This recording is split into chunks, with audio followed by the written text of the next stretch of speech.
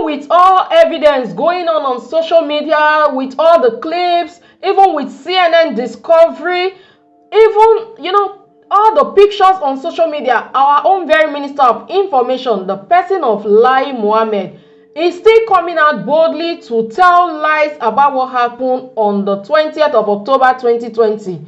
Now, that is not even the problem, because he said nobody was shot. Now, the recent development is that he has come out again to say that 136 police officers and security officers were killed during the EndSARS protest, and I think 118 security vehicles were burnt, and 86 security personnel are injured. They are still in the hospital. Guys, don't be in a hurry. I will drop the video for you to watch one after the other. But what surprised me is that they are not even saying anything about the youths that lost their lives on at the Lekki Tollgate massacre.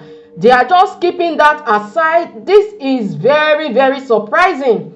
Before I will drop that video, let me drop the clip of this lady you are seeing. Her name is Chimamanda. She is a Nigerian author, a book writer. Let's listen to her. Indeed, and you wrote in an op-ed, this is one of the things you wrote, there is the sense that Nigeria could very well burn to the ground while the president remains malevolently aloof. The president himself has often telegraphed a contemptuous self-righteousness, as though engaging fully with Nigerians is beneath him. Now, we know that he's an elderly man. We know that he's been sick over the years. How dangerous is the disconnect, as you put it?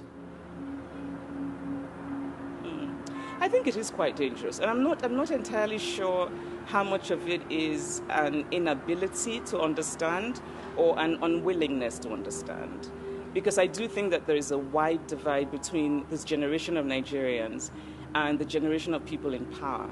I also think that there is still very much a sense of our military history, right? That we still have a government that thinks that engaging with people is somehow doing them a favor. And so I find that quite dangerous for our democracy, because if you're unable to really understand the yearnings of your populace, then it's a failure of leadership.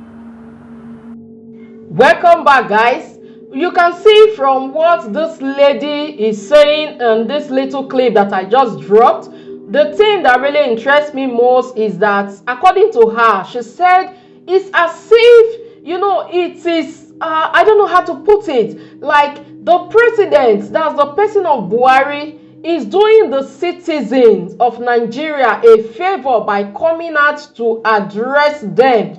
This is very shameful. Like, with all those things going on, the president cannot even take his private jet to fly down to, you know, the Lekki Tollgate scene to see what is happening for himself. Well, I don't blame him. They know what they are doing. Just because they want to sweep everything under the carpet, that is why they will not show face. Now, let me drop the video of our own very Lai Mohammed, where he was talking about the police that were killed and were shot, the police vehicles that were burned.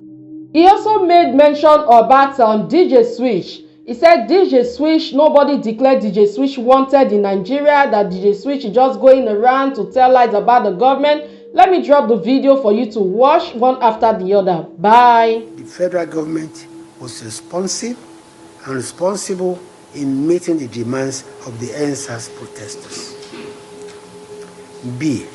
The irresponsible use of the social media by some unscrupulous persons aggravated the violence that erupted in the wake of the EndSARS protests and helped to precipitate the violence. While the government has no plans to shut down the internet, it will work with stakeholders to regulate the social media to curb abuse. C.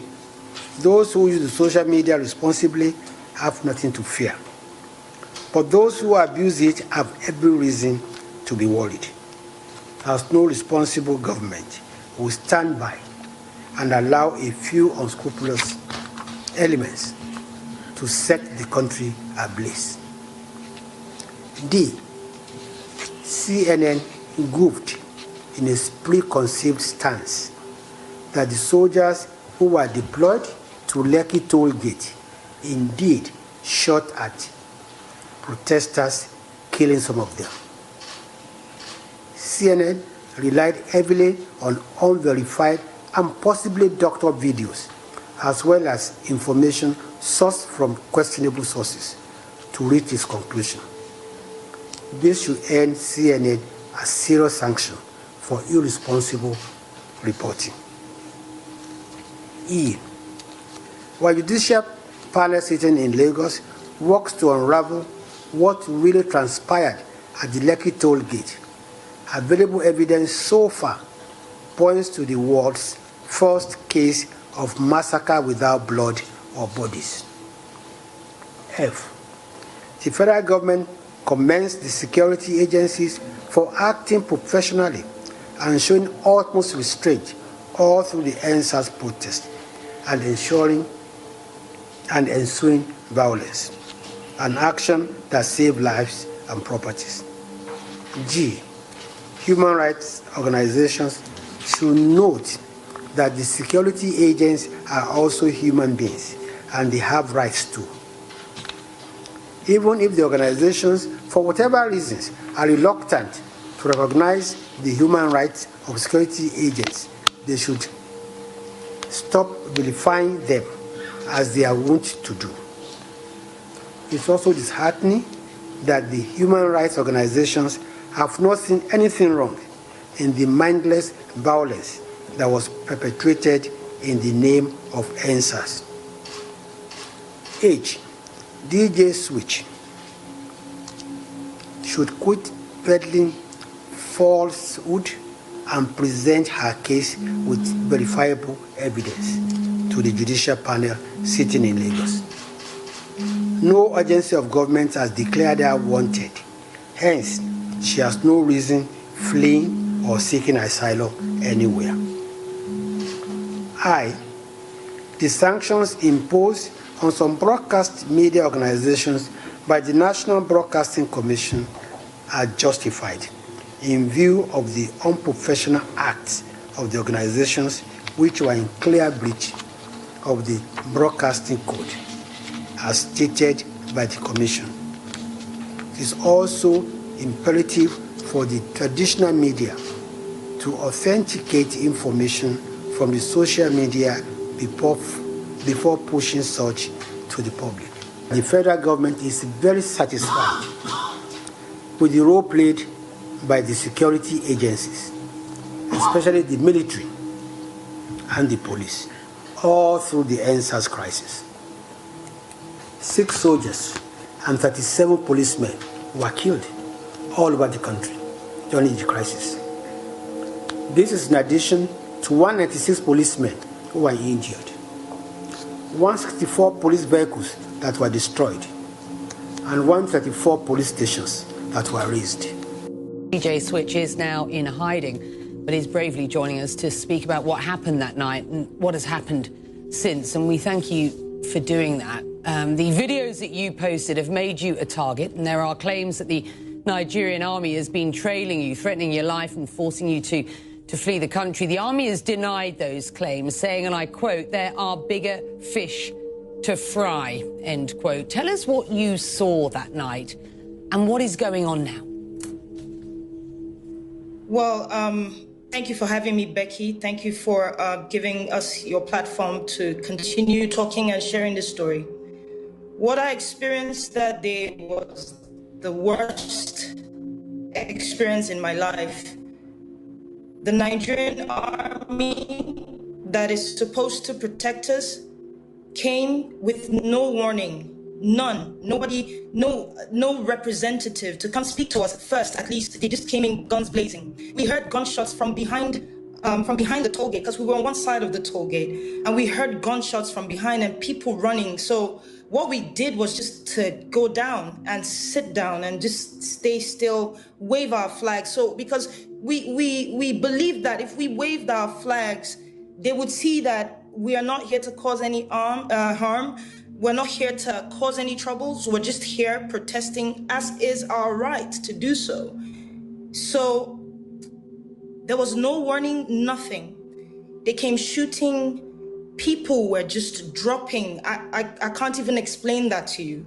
It was such a chaotic scene that most times I find it difficult to close my eyes without seeing those scenes.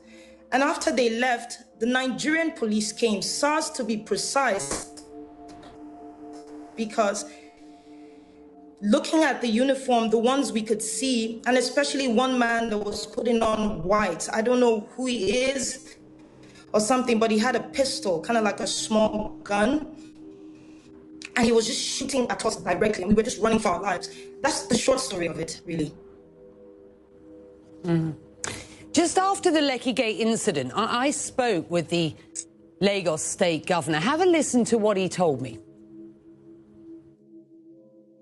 Becky, I genuinely believe there will be change for two reasons. One, you know, what has happened, especially in Lagos, is extremely unimaginable. That's number one. Number two, it was a clarion call, you know, for all of us in government, you know, especially, you know, understanding and realizing, you know, what the youth, what they truly want us to be doing, you know. So it hit all of us like a thunderbolt, and it was just, you know, a wake-up call.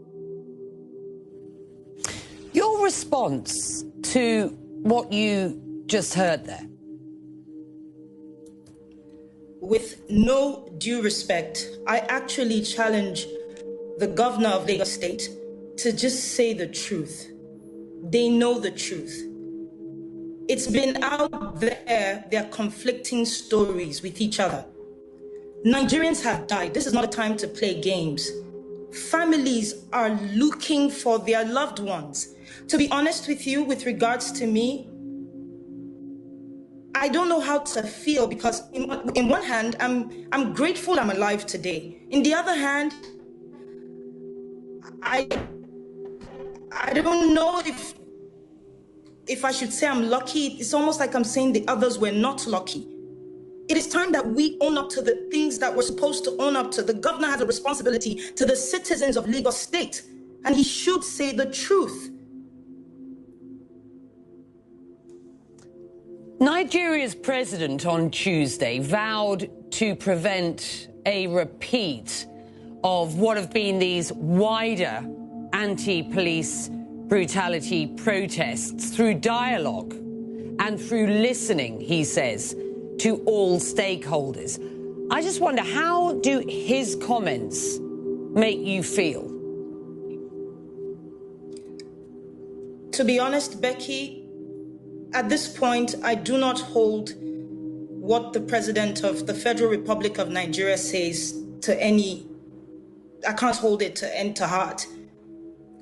Nigeria is a dictatorship with a democratic face. And I think that is primarily to please the international communities. It is our right to protest anything that we see and change that we demand. The Nigerian government has used force from the beginning, starting with trying to infiltrate a peaceful protest with thugs. That didn't work out. And then they've moved to bringing the military in. So the same government that says that they had banned SARS, and this is going for 4 to 5 years now, they keep banning the same SARS, is saying that he wants to have a dialogue. The president hasn't even come out once to address the shooting at the toll gate.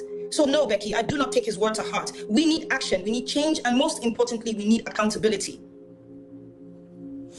You've said about this whole experience, and I quote here, "It is cause for what I believe is just. It is shock at the response of my government towards the people it is sworn to protect. It is courage to speak up no matter what. And for me, the will to see justice, accountability and a change in Nigeria, no matter how much is offered to me or threats to me." Do you believe that change will come? And how long do you think you will need to stay in hiding for? To be honest, I will start with the fact that the will is there. This generation, as we like to call ourselves, we call ourselves R0Ck. That means speak up. Unlike the past, where they've oppressed our parents. They've misinformed our parents because we didn't have social media back then. They owned the media houses, they owned the newspapers. But this is a different generation. And that goes to the end where I said that I believe strongly that Nigeria will change. It's not a sprint, it's a marathon. And now the Nigerian people, especially this generation, they are speaking up. The shock for me was to see that for the first time, something that gave me such belief. I never thought I would see Nigerians come together with the same voice and speak in one voice, demanding change, demanding an end to police brutality. I never thought that our government, first time they're seeing this, would respond in the action with which they did. Seizing the passport of Mo, for example, arresting Eroms, chasing people out of town and literally out of the country. I believe that the fact that I have been given a second chance at this life, I don't know what will happen to me. I don't know what will happen to my career. All my bookings, everything is gone. I don't know. But what I do know is this.